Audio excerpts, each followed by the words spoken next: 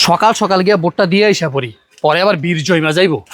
জীবনে প্রথম ভোটার হওয়ার পরে ভোট দিতে যাইতেছি, যাই কদমালিরে বদনাম আর ভোটটা দিয়ে গা। ছোট ভাই, তোমার একটা কথা কই, কিছু মনে করো না। ভোট কারে দিবা? আর কারে ভোট দেমু? বাড়ির পাশের কদমালি আছে, কদমালিরে দেমু। আচ্ছা, তুমি তো জানো যারে ভোট দেওয়ার কথা কইতেছো এ লোক ভালো না, তো এমন একটা অসৎ মানুষে তুমি ভোট দিবা?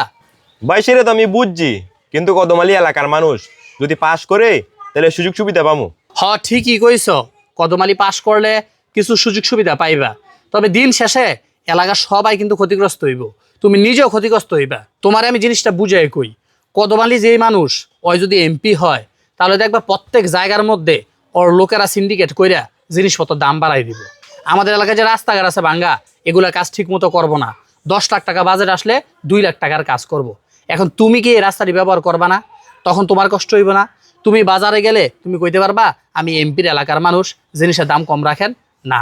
ওই যে সিন্ডিকেটের কারণে জিনিসের দাম বাইরে যাইব গা, তখন কিন্তু তুমিও বেশি দাম দিয়ে কিনতে হইব।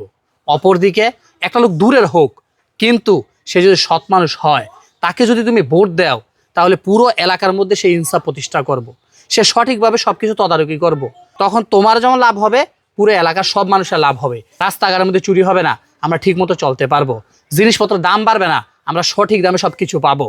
তার চেয়ে একটা বড় কথা আছে, যেখানে 2টা লোক দাঁড়াইছে, তাদের মধ্যে অপেক্ষাকৃত যেই লোকটা ভালো, এই লোকটা যদি ভোট না দাও, খারাপ লোকটা দাও, সে নির্বাচিত হওয়ার পরে যত খারাপ কাজ করব, এটার গুনার ভার কিন্তু তোমার কপালে আসবে। সুতরাং বুঝা শুই না ভোটটা দিও। আর আপনারাও, একদিন মাত্র বাকি, সিদ্ধান্ত আপনাদের।